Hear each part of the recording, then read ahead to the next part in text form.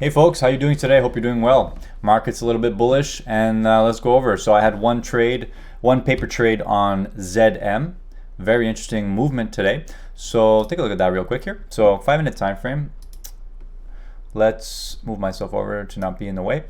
So today was relatively bearish on ZM, and I was watching this. It was quite interesting because yesterday was in fact the opposite. If you look at it, we had a bull trend day for the majority part of the day, where we tried, and the bulls were in full control for the majority part of the day, and then we just were in a tightening range for the end of the day. So today, in fact, pre-market opened at 4 a.m. The high was 175, and then it was just all bears, 5-minute downtrend all the way until the open, where we dumped considerably below our support on the 5-minute time frame, which was about 152. We dumped below that, and it was no remorse for the bulls at that point. So the trend of the day was in fact down. Now I'll tell you what I was looking for.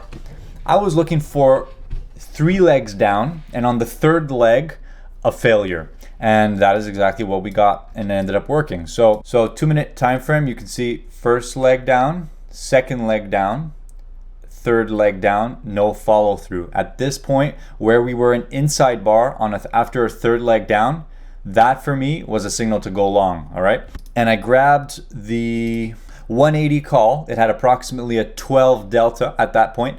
I grabbed it for 115 per contract. Okay, and if you want proof, I'll show you. It's a paper trading account, but just take a look. 115, and I sold it at 138. Now this is a paper trading account, so it's tough to get fills. Basically, in order for you to get filled on a sell order, the price that you're asking for needs to be close to the bid. And if you're trying to get filled on a buy order, the price you're trying to get has to be close to the ask. So it's not easy to fill contracts in a paper trading account, but you got to do your best. Okay, so that was basically what I was looking for. So I entered around here, and the time was 10:27. So right here, in fact, right down near these lows, 10:26. As soon as we were in multiple inside bars after here, that was a good signal to go long. And I did catch it a little bit late, but still got in, and I got in on most of this move. And you can see that some shorts got squeezed, late shorts who tried to enter down here on the second leg. Anyone who was holding was forced to get out there. Okay, and we got one leg up, a pullback with no follow through, and then it was like a weak second leg up at that point, and the market is just kind of chopping around this tightening range. So there's no further trade there, although we are still in a bear trend, and we're right at the VWAP. So if you're looking to trade this at this point, probably you have more of an edge trading it bearish, even if the market is bullish. So it's just how it is. But the thing with that is generally you want the market at your back when you're taking a type of trade like that.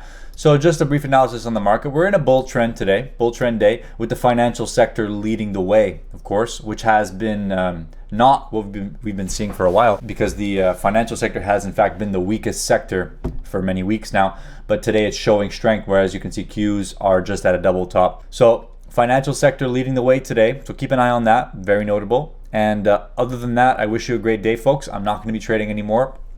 There was just that one trade on Zoom this morning. There was a lot of other trades if you're watching names like NVDA, Tesla, etc. Very bullish. NVIDIA is notably bullish. I'm also watching the dollar Canadian because I find that it's unreal at these prices here. So right now, the dollar, the US dollar, has the potential of being a daily bull flag, in fact. So we'll see if that daily bull flag fails, because right now we're a double bottom at this 101.07 area. And if this daily bull flag kind of fails, which means we lose that, then we'll look for consolidation on the daily time frame for a higher low. All right. Ideally, that's what we'd like to see for some of these currency pairs to come back to normality. So if you're looking at the Aussie dollar, US dollar, you can see tanked like crazy. If you look at the US dollar, Canadian dollar, went up like crazy. You know, like basically the dollar is king, and all other subpar currencies are down the drain, essentially. So I'd like to say I'm hoping for the Canadian dollar to eventually come back to normality, but right now it doesn't seem like there's any sign of that. But we are multiple inside bars in a row here at this point, so we'll see if this breaks in any direction. Generally, forex pairs tend to be choppy and enter long tightening ranges after drastic moves. Okay, so if you look historically, whenever you see a drastic move, there's generally a lot of tightening ranges, and then it comes back to normality eventually. Okay, this is pretty drastic if you ask me.